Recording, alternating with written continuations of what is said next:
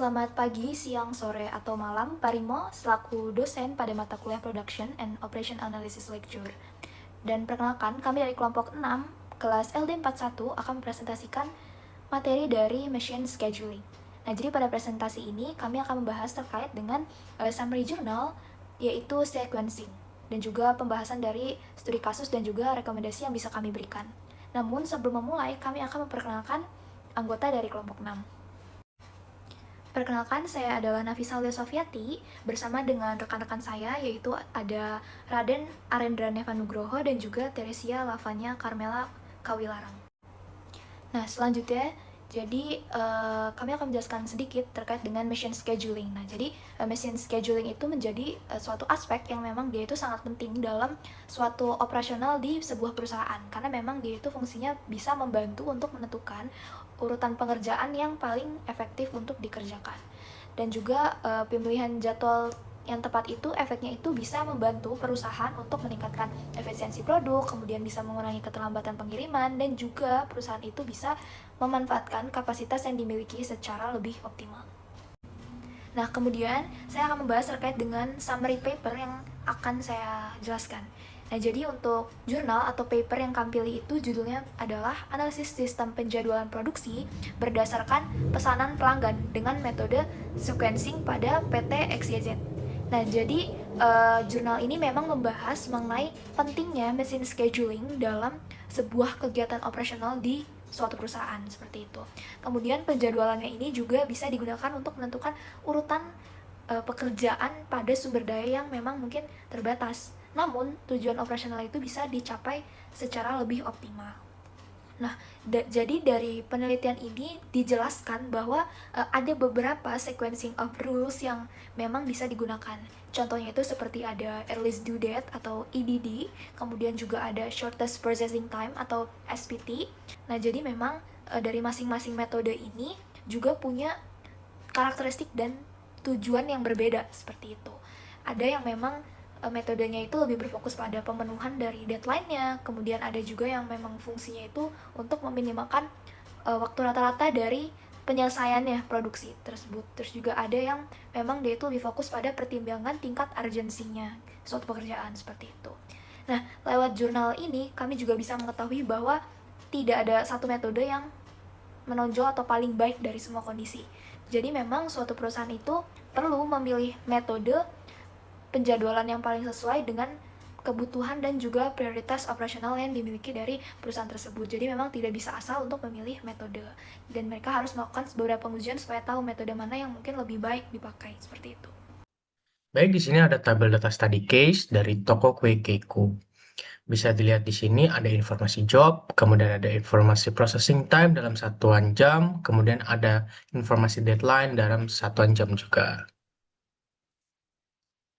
Selanjutnya di nomor 1, itu ditanyakan, jika Keiko ingin mengerjakan pesanan berdasarkan jenis kue yang paling cepat akan diambil terlebih dahulu, sequencing rule apakah yang digunakan?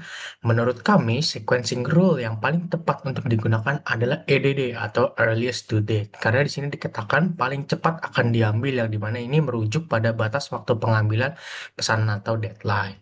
Aturan ini mengurutkan pengerjaan job dari yang deadline terkecil hingga ke terbesar. Lanjut ada nomor 2, di mana nomor 2 ini dibagi menjadi poin A, B, dan C.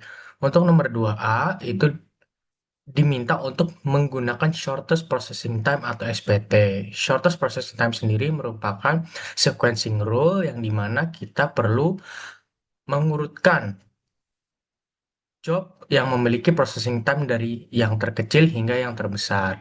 Setelah perhitungan dilakukan, di sini didapatkan max span atau MST itu sebesar 25 jam. Kemudian job tardiness adalah job mana saja yang terlambat, itu ada 3, ada job E, C, dan D. Kemudian untuk total jam tardinessnya itu ada 18 jam. Selanjutnya untuk nomor 2B itu diminta untuk menggunakan sequencing rule earliest due date atau EDDs. Sama seperti yang saya mention sebelumnya, EDD ini adalah penggunaan sequencing rule di mana kita harus mengurutkan job dari deadline terkecil hingga terbesar. Setelah perhitungan dilakukan, kami mendapatkan max span sebesar 25 jam, job tardiness itu ada 4, ada E, A, C, dan D, kemudian total jam tardiness-nya ada 18 jam. Selanjutnya nomor 2C itu diminta untuk menggunakan sequencing rule critical ratio. Critical ratio sendiri itu kita perlu mendapatkan rasio kritisnya, di mana kita mendapatkannya dengan cara membagi nilai deadline dengan processing time pada masing-masing job. Setelah critical ratio didapatkan, kita perlu mengurutkan dari critical ratio terkecil hingga terbesar. Setelah kami melakukan penghitungan, didapatkan max span juga sebesar 25 jam. Kemudian job tardiness itu ada 4, ada B, A, C, dan D. Kemudian total jam tardiness itu ada 20 jam. Sehingga sequencing rule yang paling tepat digunakan untuk kasus Keiko ini adalah menggunakan SPT atau Shortest Processing Time karena memiliki job tardiness terkecil, yaitu hanya 3 saja dibandingkan 2 sequencing rule yang lain. Selanjutnya adalah bahasan soal nomor 3, yaitu analisis dari hasil mixpan dan jumlah pesanan yang terlambat dari ketiga metode yang sudah kita hitung sebelumnya, yaitu SPT, EDD, dan critical ratio. Pertama, kita mulai dari mixpan-nya dulu. Jadi kalau dilihat ketiga metode ini, SPT, EDD, dan CR itu menghasilkan mixpan yang sama, yaitu 25 jam. Kenapa bisa sama? Karena mixpan itu sebenarnya ditentukan oleh total processing time dari semua job, yaitu 3 ditambah 4, tambah 5, tambah 6, tambah 7, dan totalnya tetap 25 jam.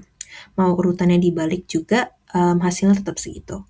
Jadi memang dari segi waktu, total pengerjaannya ketiga metode ini itu setara. Nah, yang membedakan adalah bagian jumlah job yang terlambat. Di metode SPT misalnya cuma menghasilkan 3 job yang terlambat, yaitu E, C, dan D. Sementara di EDD dan di CR sama-sama menghasilkan 4 job yang terlambat. Jadi dari sisi ketepatan waktu, SPT sebenarnya lebih unggul. Nah, kenapa SPT bisa lebih baik? Karena di metode ini, job yang waktu prosesnya paling singkat dikerjakan duluan. Jadi, otomatis job-job kecil cepat selesai. Dan ini berdampak ke job lain juga. Contohnya di job A, pada metode SPT masih bisa selesai tepat waktu, pas di jam ke-7, padahal deadline-nya jam ke-8. Bandingkan misalnya dengan metode EDD, di mana di metode ini job E ditaruh di urutan kedua dengan proses 5 jam. Akibatnya job E ini baru selesai di jam ke-8, padahal deadline-nya cuma jam 7. Jadi otomatis dia akan kelewat dan jadi telat. Nah, kalau di metode CR, sebenarnya job E ini aman karena dia diurutkan paling pertama. Jadi bisa selesai tepat waktu. Tapi masalahnya pindah ke job B. Job ini sebenarnya punya deadline yang ketat, cuma 5 jam. Tapi di urutan CR, dia jadi terdorong ke posisi kedua. Dan akhirnya dia yang telat. Telatnya itu sampai 3 jam. Jadi kalau disimpulkan, dari ketiga metode ini, SPT itu metode yang paling baik untuk kasus ini. Karena walaupun max span-nya sama dengan yang lain, SPT berhasil menekan jumlah job yang terlambat jadi paling sedikit dibandingkan metode lain seperti EDD dan CR. Nah, kemudian selanjutnya, berdasarkan analisis dan juga perhitungan yang tentu sudah kami lakukan, kami merekomendasikan untuk menggunakan metode Shortest Processing Time atau SPT sebagai sequencing dari penjadwalan utama, karena memang metode ini bisa menghasilkan jumlah keterlambatan yang paling sedikit. But in some condition seperti pesanan dengan deadline yang sangat mendesak, itu Keiko bisa mengkombinasikan metode seperti SPT atau dikombinasikannya itu dengan release due date. Jadi bisa diprioritaskan pesanannya, namun dapat diselesaikan tentunya dengan tepat waktu seperti itu. Dan juga perusahaan bisa dapat menyesuaikan kapasitas produksi dan memberikan estimasi waktu yang realistis kepada pelanggan atau customer untuk mengurangi adanya resiko keterlambatan. Demikian video presentasi dari kelompok 6, kelompok kami, mengenai tentang materi dari mesin scheduling. Dan kami juga berharap bahwa pembahasan yang sudah kami lakukan ini bisa bermanfaat bagi para penonton dan juga bisa menambah pemahaman mengenai pentingnya penjadwalan produksi dalam meningkatkan efisiensi operasional dari suatu perusahaan ataupun pabrik. Terima kasih atas perhatiannya dan sampai jumpa.